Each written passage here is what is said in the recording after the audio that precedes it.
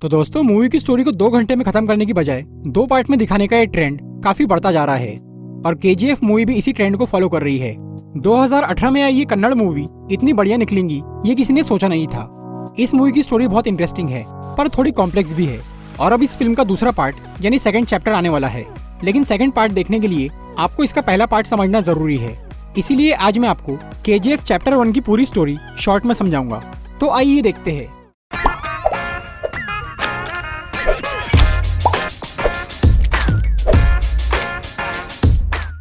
तो मूवी की शुरुआत होती है और हमें 1981 का टाइम दिखाया जाता है।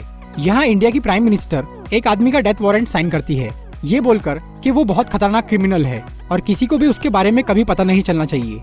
यहाँ बात हो रही है मूवी के मेन हीरो की, जिसका नाम है रॉकी। इसके बाद हमें सीधा 2018 का टाइम दिखाया जाता है। यहाँ पर फेमस जर्नलिस्ट आनंद इंगलगी एक बुक पब्लिश करते हैं जिसमें वो रॉकी की पूरी जिंदगी के बारे में लिखते हैं। गवर्नमेंट उस बुक को बैन कर देती है और उसकी सभी कॉपीज को जला दिया जाता है। उस बुक की एक आखिरी कॉपी किसी तरह से एक न्यूज चैनल वालों के हाथ लगती है। वो न्यूज चैनल वाले आनंद इंगलगी का इंटरव्यू लेते हैं, ये जानने के लिए कि उनकी बुक में कितनी सच्चाई है। उस बुक का नाम है एल डोराडो, जिसका मतलब है खोया हुआ सोने का शहर। आनंद इंगलगी खुद उस किताब की कहानी बताना शुरू करते हैं। बात है 1951 की। कर्नाटक के कोलार डिस्ट्रिक्ट में एक कुएं की खुदाई के दौरान किसानों को कुछ अजीब से पत्थर मिलते हैं। फिर उस जगह की इन्वेस्टिगेशन करने के लिए कुछ गवर्नमेंट ऑफिसर्स आते हैं। उनके साथ सूर्यवर्धन भी था, जो कि वहीं का रहने वाला एक पावरफुल आदमी था। जब ये बात पक्की हो गई कि वो पत्थर सोने के हैं, तब सूर्यवर्धन ने सभी गवर्नमेंट ऑफिसर्स को मार डाला ताकि ये खबर बाहर न जाए। जिस दिन ये घटना हुई उसी दिन पास के एक गाँव में एक बच्चे का जन्म होता है, जो कि मूवी का मेन हीरो बनने वाला है, जिसके बारे में हम आगे बात करेंगे। कोलार में गोल्ड निकलने की वजह से वो जगह कहलाई कोलार गोल्ड फील्ड्स यानी केजीएफ। और ये एक असली जगह है कर्नाटक में, जहाँ पहले गोल्ड माइनिंग हुआ करती थी, पर अब किसी कारण से वो बंद हो चुकी है।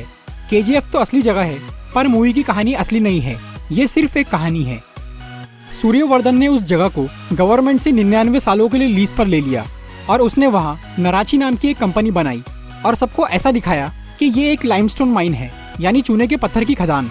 सूर्यवर्धन कई सारे लोगों को नराची में लाकर जबरदस्ती माइनिंग करवाता था। इस कंपनी को अच्छी तरह मैनेज करने के लिए उसने 5 पार्टनर बनाए, जो कि है कमल, एंड्रयूज, राजेंद्र देसाई, गुरु पांडियन और सूर्यवर्धन का भाई अधीरा। अधीरा को छोड़ के बाकी चारों पार्टनर केजीएफ से बाहर दूसरे शहरों में रहकर बिजनेस संभालते थे। उनका ये गोल्ड स्मगलिंग का बिजनेस काफी जोरों पर चल रहा था। लेकिन 1978 में सूर्यवर्धन को हार्ट अटैक आया और उसकी तबीयत बहुत खराब हो गई, जिसके बाद कंपनी के सभी पार्टनर्स केजीएफ पर कब्जा करने की सोचने लगे। सूर्यवर्धन ने इस बीमारी की हालत में अपने बेटे गरुड़ा को इस कंपनी का मालिक बना दिया। पर यह बात सूर्यवर्धन के भाई अधीरा को पसंद नहीं आई।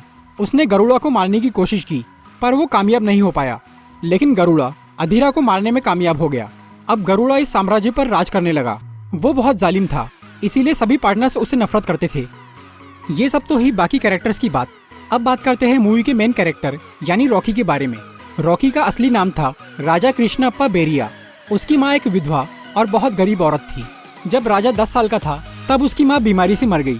लेकिन मरने से पहले उसने अपने बेटे से एक वचन लिया था कि उसे बड़ा होकर बहुत ताकतवर और अमीर आदमी बनना होगा, ताकि वो खुद भी अच्छी तरह जी सके और दूसरों की भी मदद कर सके। इस वादे को पूरा करने के लिए राजा मुंबई चला गया और उसने अपना एक नया नाम रखा, रॉकी। वहाँ उसने अपनी हिम्मत से डॉन शेट्टी का दिल जीत लिया और उसके लिए काम करने लगा। धीरे धीरे रॉकी काफी ताकतवर बन गया। वो अच्छों के लिए बहुत अच्छा था और बुरों के लिए बहुत बुरा। वो डॉन शेट्टी का खास आदमी बन गया और मुंबई में गोल्ड स्मगलिंग का पूरा काम संभालने लगा। रॉकी दूर दूर तक बहुत फेमस हो गया था। 1978 में शेट्टी का बॉस एंड्रयूज, जो कि केजीएफ के पार्टनर्स में से एक है, वो रॉकी को एक काम सौंपता है। काम पूरा करने के बदले में वो रॉकी को पूरी मुंबई ऑफर करता है। इस काम के लिए रॉकी को बैंगलोर जाना पड़ता है। बैंगलोर में राजेंद्र देसाई, जो कि केजीएफ का एक और पार्टनर, रॉकी को बोलता है कि उसे गरुड़ा को मारना होगा। सभी पार्टनर्स एक प्लान बनाकर गरुड़ा को बैंगलोर बुलवाते हैं। लेकिन गरुड़ा इस चाल के बारे में पहले से ही जानता था, इसीलिए वो पूरी तैयारी के साथ आया था। अगर गरुड़ा चाहता तो वो अपने सभी दुश्मनों को आसानी से मार सकता था, लेकिन उसने एक कसम खाई थी कि अपने पिता के जिंदा रहे तक वो किसी भी पार्टनर को नहीं मारेगा। इसीलिए वो बिना किसी को नुकसान पहुंचाए वापस चला गया। उसके जाने के बाद सभी पार्टनर्स के पैरों तले जमीन खिसक गई, क्योंकि उन्होंने शेर की पूंछ पर पैर रख दिया था। लेकिन रॉकी ये फैसला करता है कि वो गरुड़ा को उसी के घर में जाकर मारेगा। सभी पार्टनर्स इस नए प्लान पर काम करना शुरू करते हैं। वो एक अंदर के आदमी के जरिए केजीएफ की कुछ खुफिया जानकारी रॉकी को देते हैं। नाराची में काम करवाने के लिए बहुत से लोगों को जबरदस्ती उठाकर लाया जाता था। ऐसे ही जब गरुड़ा के आदमी एक गांव में लोगों को उठाने के लिए गए तब रॉकी वहां पहुंच गया और वो उन गांव के लोगों में शामिल होकर नाराची में घुस गया। वहां जाने के बाद उसे समझ में आता है कि वो जगह कितनी खतरनाक है।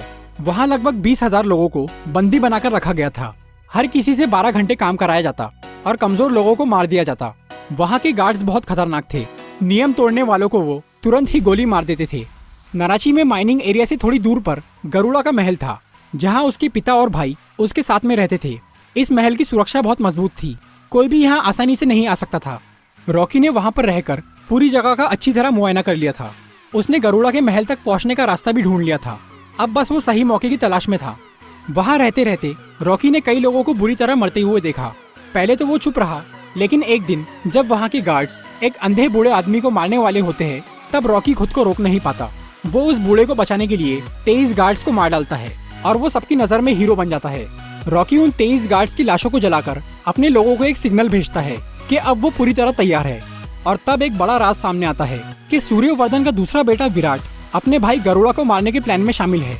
विराट अपने भाई से बिल्कुल अलग था और वो दिल का अच्छा था। उसी ने सभी पार्टनर्स तक नाराची की खुफिया जानकारी पहुंचाई थी ताकि रॉकी अंदर घुस सके। और अब रॉकी का सिग्नल मिलते ही विराट भी तैयार हो जाता है। लेकिन गार्ड्स की गैर मौजूदगी और उस बड़ी सी आग को देखकर गरुड़ा के लोग भी सतर्क हो जाते हैं। वो चेकिंग के लिए उस जगह पर जाने लगते हैं। तभी विराट उनका ध्यान भटकाने के लिए अपने पिता को मार देता है। सूर्यवर्धन की मरने की खबर सुन के सब लोग वापस लौट जाते हैं और रॉकी बच जाता है। गरुड़ा अपने पिता का अंतिम संस्कार करने के बाद तय करता है कि वो काली पूजा के बाद सबकी खबर लेगा।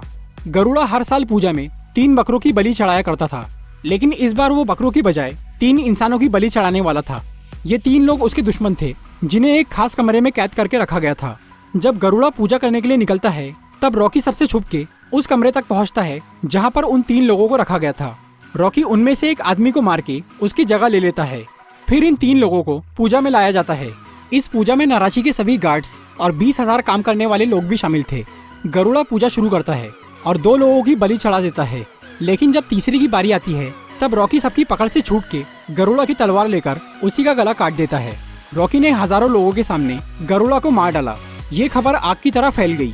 केजीएफ के चारों पार्टनर्स ये सोच रहे थे कि अब वहाँ उनका राज होगा, लेकिन रॉकी के दिल में कुछ और ही था।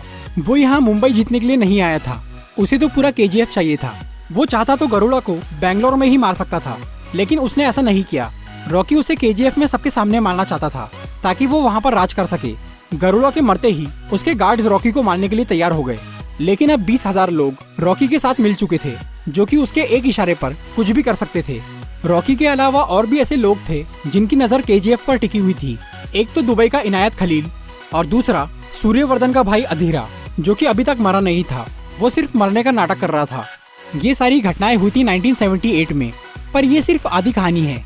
बाकी की कहानी चैप्टर 2 में दिखाई जाएंगी, जिसमें रॉकी का कई लोगों से सामना होगा जो कि केजीएफ पर कब्जा करने की कोशिश करेंगे। सेकंड पार्ट में ही हमें पता चलेगा कि क्यों प्राइम मिनिस्टर ने 1981 में रॉकी को मारने का ऑर्डर दिया। चैप्टर 2 में अधीरा का रोल करने वाले हैं बॉलीवुड एक्टर संजय दत्त और प्राइम मिनिस्टर रमिका सेन का रोल करेंगी रवीना टंडन। ये मूवी इस साल के एंड में रिलीज होंगी। तो दोस्तों, ये थी केजीएफ चैप्टर 1 की पूरी स्टोरी। अगर आपको ये वीडियो अच्छी लगी हो तो इसे लाइक और शेयर जरूर करिए, और ऐसी इंटरेस्टिंग वीडियोस देखने के लिए सब्सक्राइब कीजिए हमारा चैनल और इस बेल को दबाइए ताकि आपको हमारी वीडियोस सही टाइम पर मिल सके।